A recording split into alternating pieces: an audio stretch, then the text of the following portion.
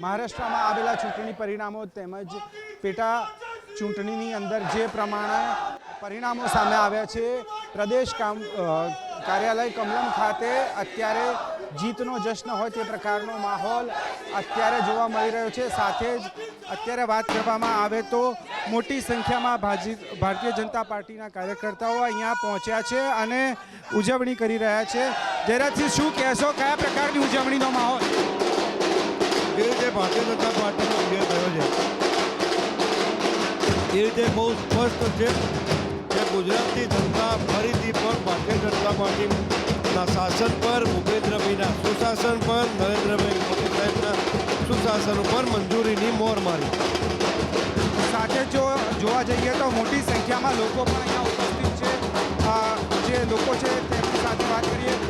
શું કહેશો, જીતની ઉજવણી કયા પ્રકારની અત્યારે?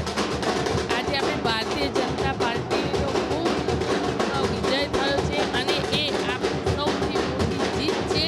આપણે નરેન્દ્ર મોદી સાહેબના નેતૃત્વમાં આજે જ્યારે આપણી ભારતીય જનતા પાર્ટીનો વિજય થયો હોય ત્યારે દરેકને આપણે હૃદયથી ખૂબ અભિનંદન અને કાર્યકર્તાઓની જીત છે। આપ શું કહેશો?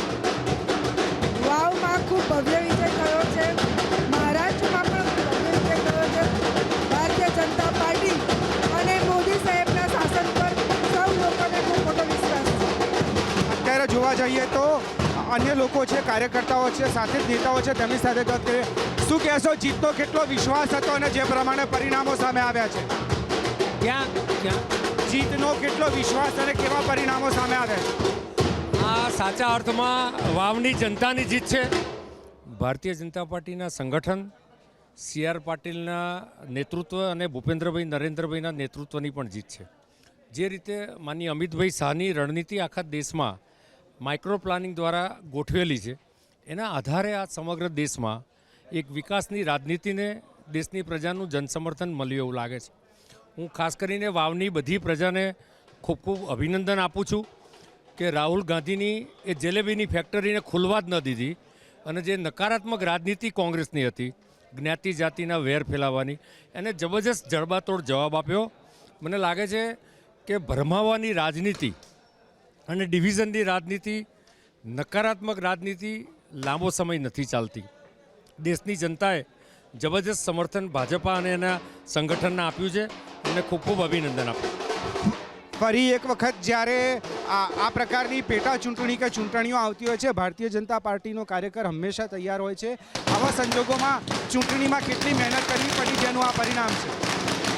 એ ચોક્કસ ભારતીય જનતા પાર્ટીના કાર્યકર્તાઓ જે બૂથ પર પોતાનો પરિશ્રમ કરે છે એના કારણે ભારતીય જનતા પાર્ટી બધી ચૂંટણીઓ જીતતી હોય છે। અને ખાસ કરીને સી.આર. પાટીલના નેતૃત્વમાં ગુજરાતમાં પેજ પ્રમુખવાળું જે સંગઠન ગોઠવવામાં આવ્યું છે અને ભાજપનો કાર્યકર્તા રાજનીતિ નહીં પરંતુ સેવાનીતિ કરી રહ્યો છે, જેના કારણે 24/7 ભાજપાનો કાર્યકર્તા કામ કરતો હોય છે।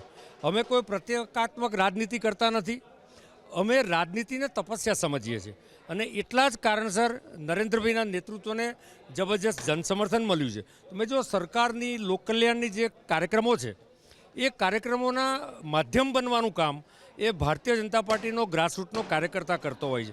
કુલ મળીને આ પ્રકારના અનેક પરિબળોના કારણે આવી જ્વલંત સફળતા મળતી હોય છે। આપની શું પ્રતિક્રિયા રહેશે? આપની શું પ્રતિક્રિયા? આ વિચારધારાની જીત છે, ભારતીય જનતા પાર્ટીના કાર્યકર્તાઓના સંગઠનની જીત છે। લઘુમતી સમાજ દ્વારા જે ફતવો બહાર પાડવામાં આવ્યો અને એની સામે સાધુ સંતોએ રાષ્ટ્રવાદી વિચારધારા સાથે જોડાયા અને હમણાં ફડણવીસ સાહેબે પણ સાધુ સંતોનો આભાર માન્યો।